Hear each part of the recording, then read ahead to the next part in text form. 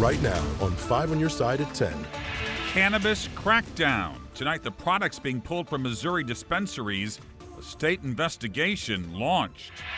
The sky is clearing, temperatures are dropping when this fall feel gives way to the typical summertime heat and humidity. Our top story tonight, a deadly shooting in the middle of the day in Midtown, just steps away from St. Louis University. It's definitely just kind of, crazy to see it just so close to campus. Tonight, police are still piecing together what led to the shooting that left one man dead and another critically injured. Good evening, I'm Mike Bush, and Allred has the night off. The shooting happened just before 2 this afternoon near the intersection of Lindell and Spring on the north side of the SLU campus. Our Robert Townsend is back in that area tonight with new information. Robert. Mike, tonight this well-known area is quiet and no longer a crime scene. SLU students cannot believe bullets rang out just feet away from their campus. On an ordinary day, many St. Louis University students would be on the move in Midtown St. Louis. Park down there and walk across Spring every day. But Tuesday afternoon, Kellen Bloom and fellow students could not cross Spring Avenue near Lindell Boulevard because of a deadly shooting. Police blocked off the street after they found one man shot to death. Paramedics rushed another man to a hospital with critical injuries. SLU students were on campus for orientation week at the time.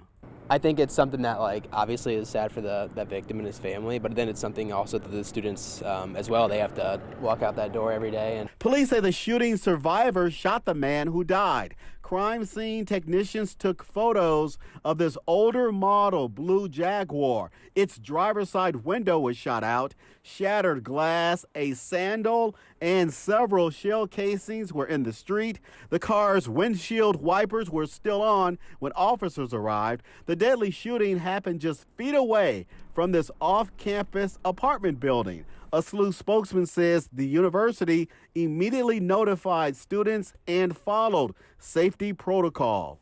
anybody could have been walking through. There's students who walk in and out of that building all the time and just think that it could have been any of us, and just seeing that and being a part of it, it's not a good thought.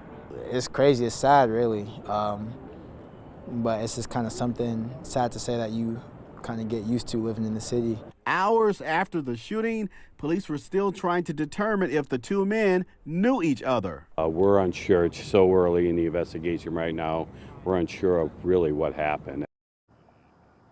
Police tell us the two men were not SLU students. Now, they questioned a woman whom they called a witness. We'll continue to follow this. Live in Midtown, I'm Robert Townsend, 5 on your side.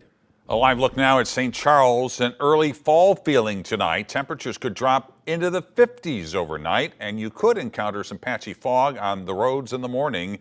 Let's get over to Chief Meteorologist Scott Cano with that Weather First forecast. You know, fog is about the only thing happening for some of us tomorrow morning, not everybody. And part of that's because we finally got rid of the clouds this evening around St. Louis. Your time lapse looking over Forest Park back towards Clayton and University City. Look at those clouds rolling on out. A beautiful sunset for us this evening in St. Louis, but we only made it into the upper 70s for highs this afternoon. As the skies have cleared, it's really cooling off in the outlying areas. Already down to 63 in the Chesterfield Valley. Salem, Missouri is down to 62. It's 64 in Alton and Greenville, Illinois right now. Those clouds, they're moving away. Skies should stay mainly clear overnight, and the winds have settled down. Looking at our visibility futurecast for fog tomorrow morning, it looks like as we head towards 7:30, maybe to 8 o'clock, visibilities, especially in some of the river valleys, could slide back into that quarter to half mile range. So it might slow you down briefly on the highways tomorrow, but it's patchy fog and it will quickly go away. Those cool temperatures in the morning will be replaced by comfortably warm temperatures in the afternoon.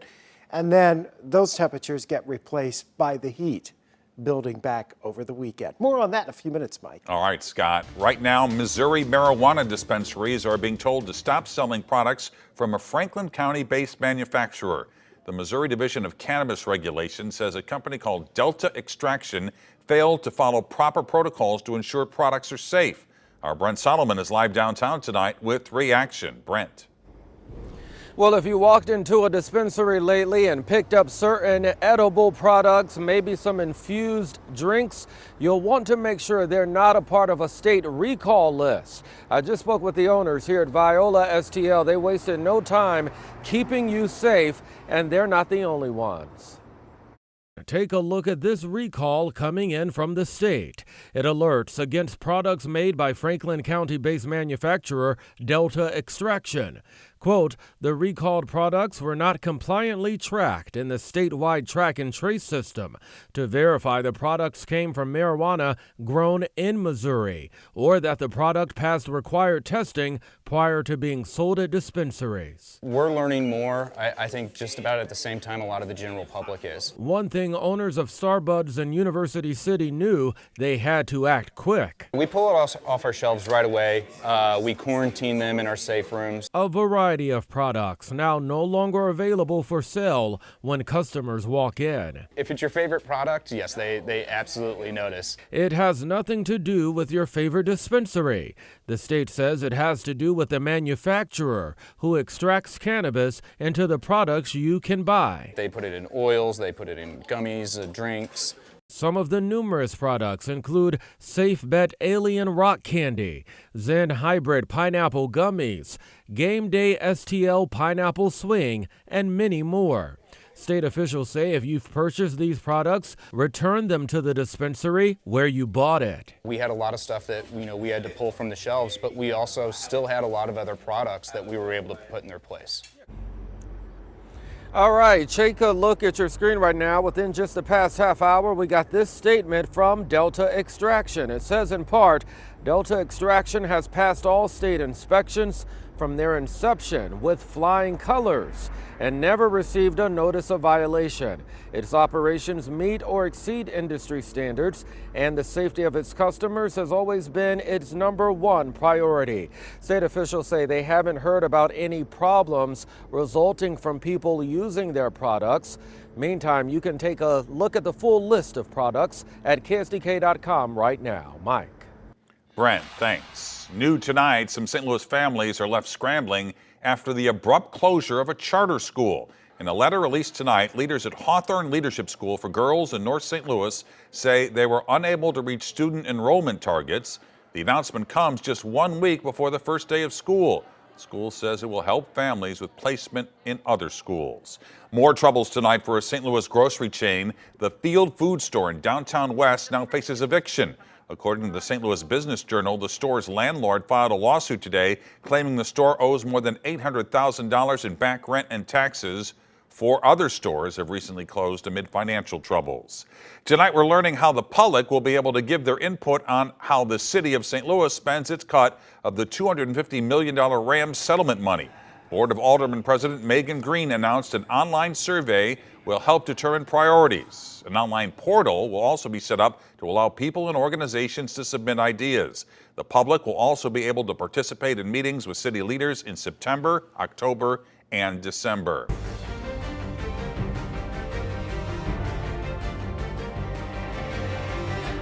Tonight, former President Donald Trump is teasing a major news conference on Monday to respond to his 4th indictment. That's just 4 days before the deadline for Trump and his 18 co-defendants to turn themselves into Georgia authorities.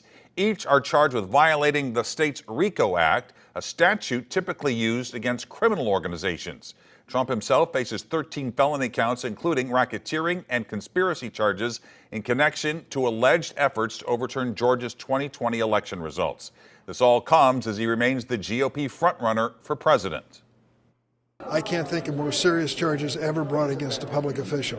We should take them seriously. This is not just a political stunt. It's not just a political issue. It goes to the heart of our constitutional democracy. Let's call a spade a spade. This is an anaphylactic immune system response against one man, and that's not the way things are supposed to work in the United States of America. Mr. Trump has denied all wrongdoing. Today, he posted on Truth Social that all the legal charges against him should be brought to trial after the presidential election, claiming it would be election interference on a scale never seen in our country before. This latest indictment could have huge political and legal consequences for the former president, but could it prevent him from taking office again? Casey Decker from our Verify team has the answer. Former President Donald Trump has now been indicted 4 different times in 4 different jurisdictions. The latest charges attempting to overturn the results of the 2020 election in Georgia.